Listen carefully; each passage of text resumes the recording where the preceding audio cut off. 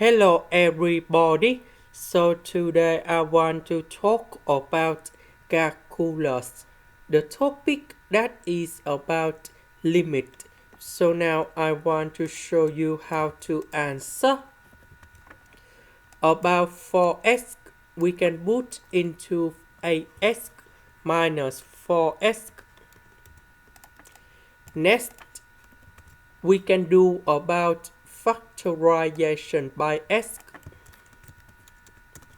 This one by number 8.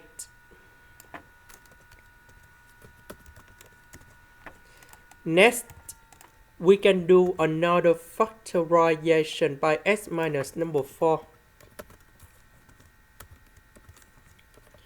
Now, we need to simplify x minus number 4 and x minus number 4. So we just have only 1 over x plus number 8.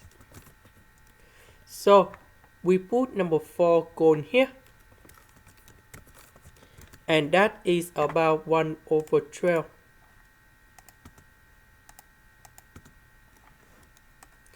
This is the end. Thank you for watching.